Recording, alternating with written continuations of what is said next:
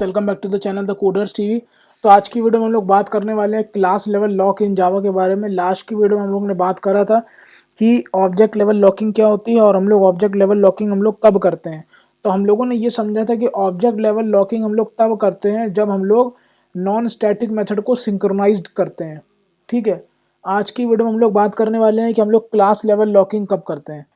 ठीक है, तो हम लोग क्लास लेवल लॉकिंग कब करते हैं? When we need to synchronized static methods.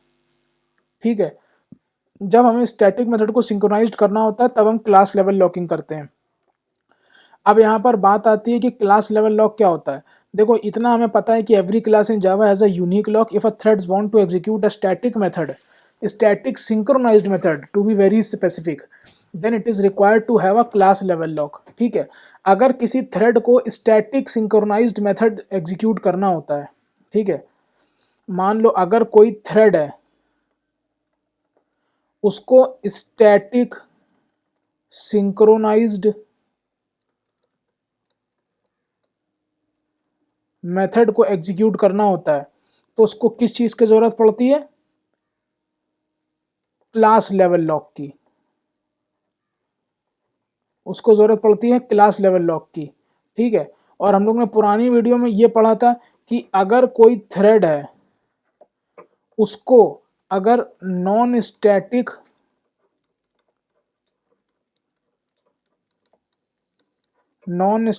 Synchronised method की एग्जीक्यूशन उसको करना होता है तो उसको किस चीज़ की ज़रूरत पड़ती है? ऑब्जेक्ट लेवल लॉक की।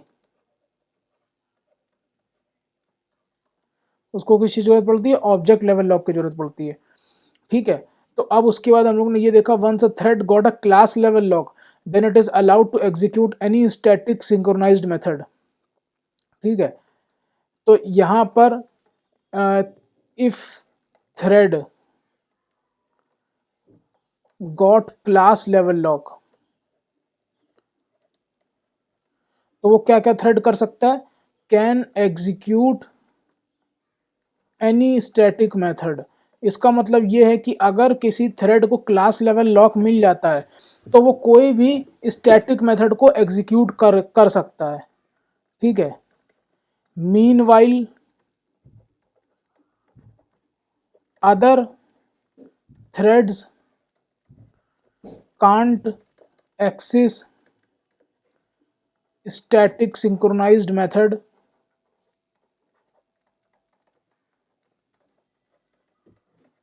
and can only access non static method. तो यहाँ पर कहने का मतलब ये है कि जिन थ्रेड्स को क्लास लेवल लॉक मिल जाता है वो तो जो है स्टैटिक सिंक्रोनाइज्ड मेथड को एग्जीक्यूट कर सकते हैं और कितने भी स्टैटिक सिंक्रोनाइज्ड मेथड को एग्जीक्यूट कर सकते हैं। लेकिन अगर किसी थ्रेड को क्लास लेवल लॉक नहीं मिलता है तो वो जो है स्टैटिक सिंक्रोनाइज्ड मेथड को एग्जीक्यूट नहीं कर पाएगा। ठीक है, और वो खाली नॉन स्टैटिक मेथड को ही एग्जीक्यूट करेगा। ठीक है, दोनों पॉइंट में मतलब समझ में आया? अगर किसी थ्रेड को क्लास लेवल लॉक मिल जाता है तो वो कोई भी स्टैटिक सिंक्रोनाइज्ड मेथड को एग्जीक्यूट कर सकता है। If a thread got a class level lock then it can execute any static synchronized method. Meanwhile, other threads can't access static synchronized method and can only access non-static method. ठीक है, यहाँ पर ये चीज़ वही लिखी हुई है। तो अब बात आती है यहाँ पर कोड में कि किस तरीके से जो है हम लोग जो है क्लास लेवल लॉकिंग करेंगे। तो ये वाला जो कोड है हम लोग सेम कोड जो है यहाँ पर करने जा रहे हैं और इसको समझेंगे कि कैसे होता है। ठीक है, ये सेम कोड ऑलमोस्ट होने वाला है, बस इसमें हम लोग ये देखेंगे कि किस तरीके से जो है क्लास लेवल लॉक हम लोग करते हैं। तो हम लोग काफ़ी चीज़ें कॉपी करेंगे यहाँ पर। लेट सपोज हमने यहाँ पर एक सबसे पहले क्लास बनाई थी जिसका नाम था माई क्लास। ठीक है, हमने वही सेम क्लास यहाँ पर बना ली है और हमें सबसे पहले यहाँ पर क्या करना होता है? रन मेथड को ओवरराइड करना होता है। तो हमने जो है ये रन मेथड को यहाँ पर ओवरराइड भी कर लिया। ठीक है, लेकिन अब हम लोग लॉकिंग कर रहे हैं स्टैटिक मेथड की। ठीक है, तो अब हमारे पास स्टैटिक मेथड की जब हम लोग लॉकिंग करेंगे तो हम लोग स्टैटिक मेथड को यहाँ पर लिख भी लेंगे। तो ये हमने स्टैटिक मेथड को यहाँ पर लिख भी लिया। अब ये क्या बोल रहा है? तो यहाँ पर हमने जो है lock public wide locking static method को लिख भी लिया। ठीक है, तो अब हमने यहाँ पर जब इसको ये लिख लिया तो अब यहाँ पर हम लोग यहाँ पर बेसिकली क्या लिखेंगे, जो हमारा कोड है सिंक्रोनाइज्ड कोड जिसको हम लोग बोलते हैं, वो हम लोग इसके अंदर यहाँ पर अपना हम लोग ने वो लिख लिया। ठीक है, अब हम लोग लास्ट में यहाँ पर क्या करेंगे, हम लोग यहाँ पर माई क्लास का अपना ऑब्जेक्ट बनाएंगे जो कि हमारा यहाँ पर ऑलरेडी बना हुआ है, तुम यहीं से ले लेंगे, ये सेम पूरा हम लोग कॉपी कर लेंगे। ठीक है, तो ये हम लोगों ने सेम पूरा कॉपी कर लिया। ठीक है, और यहाँ पर हम लोग एक चीज़ इस बार ये फ़र्क करेंगे कि माई क्लास का हम एक और ऑब्जेक्ट बनाएंगे। सिमिलरली इसी तरीके से हम जो है एक और माई क्लास का थर्ड ऑब्जेक्ट बना लेंगे। ठीक है, और यहाँ पर जो है तीनों का नाम भी सेट कर देंगे और तीनों थ्रेड को हम लोग जो है स्टार्ट भी कर देंगे। लेकिन अभी अगर देखा जाए तो ये हमारी क्या है, ये तो हमारी ऑब्जेक्ट लेवल लॉकिंग ही हुई है, बेसिकली ऑब्जेक्ट लेवल लॉकिंग भी नहीं हुई है। तो अगर हमें यहाँ पर ऑब्जेक्ट लेवल लॉकिंग करनी है तो हम क्या करेंगे, सिंक्रोनाइज्ड कीवर्ड लगा देंगे और दिस के साथ उस कोड को डाल देंगे। तो ये हमारी अभी हो जाएगी ऑब्जेक्ट लेवल लॉकिंग, जो कि हम लोग ने पुरानी वीडियो में देखा भी था। लेकिन अब हमें let suppose class level locking करनी है तो कैसे करेंगे। क्लास लेवल लॉकिंग हम लोग तब करते हैं जब हम लोग कब करते हैं क्लास लेवल लॉकिंग, जब हमारे पास स्टैटिक सिंक्रोनाइज्ड मेथड होता है। ठीक है, तो अभी ये हमारा मेथड कैसा है, नॉन स्टैटिक है, तो इसको हम लिखेंगे पब्लिक स्टैटिक सिंक्रोनाइज्ड। लेकिन इसका एक अलग रूल होता है, तुम जैसे ही स्टैटिक सिंक्रोनाइज्ड लिखोगे तो देखो यहाँ पर दिस आ जा रहा है। ठीक है, हमें पता है कि स्टैटिक एरिया में कभी भी दिस यूज नहीं होता, ये ऊप्स का कॉन्सेप्ट है, सबको पता होना चाहिए। ठीक है, एक बार फिर से रिवाइज करते हैं यहाँ से। देखो अभी तक ये हमारी क्लास लेवल लॉकिंग है। ठीक है, क्योंकि क्लास लेवल लॉकिंग मतलब क्या होता है, दिस। दिस किसको रेफर करता है, क्लास को, ऐसे समझो। दिस किसको रेफर करता है, क्लास को। ऑब्जेक्ट किसको रेफर करता है, दिस किसको रेफर करता है, दिस रेफर करता है करंट ऑब्जेक्ट को। ठीक है, देखो यहां पर हम लोग लिख भी लेते हैं ताकि हम लोग अच्छे से समझ पाए। दिस किसको रेफर करता है, दिस किसको रेफर करता है, करंट ऑब्जेक्ट को। ठीक है, और क्लास किसको रेफर करती है, स्टैटिक कीवर्ड को। ठीक है, तो अगर यहां पर हम देखो, अब हम लोग ऑब्जेक्ट लेवल लॉकिंग कब करते हैं, जब हम लोगों को नॉन स्टैटिक एरिया होता है, जब नॉन स्टैटिक मेथड होता है। ऑब्जेक्ट लेवल लॉकिंग करने के लिए हम लोग यहाँ पर दिस क्यों लगाते हैं, क्योंकि दिस हमेशा नॉन स्टैटिक एरिया में लगता है। दोनों का रिलेशन देख रहे हो, अगर हमारा नॉन स्टैटिक मेथड है तो हम लोग ऑब्जेक्ट लेवल लॉकिंग करेंगे, और ऑब्जेक्ट लेवल लॉकिंग होती कैसे है, दिस को लगा करके, क्योंकि दिस किसको रेफर करता है, करंट ऑब्जेक्ट को। ठीक है, तो इसको इस तरीके से लिखो, ऑब्जेक्ट लेवल लॉकिंग करेंगे अगर तो वो किसके लिए होती है, सबसे पहली बात तो नॉन स्टैटिक मेथड के लिए होती है, मतलब हम लोग दिस का यूज करेंगे। ठीक है, तो इतना हमें समझ में आ गया। अब हम करने जा रहे हैं class level locking. Class level locking किसके लिए होती है, स्टैटिक मेथड के लिए होती है। ठीक है, तो हमारे पास स्टैटिक मेथड तो है नहीं, तो स्टैटिक और सिंक्रोनाइज्ड यहां लिख देंगे। क्लास लेवल लॉकिंग किसके लिए होती है, स्टैटिक सिंक्रोनाइज्ड मेथड के लिए होती है। ठीक है, स्टैटिक सिंक्रोनाइज्ड मेथड के लिए।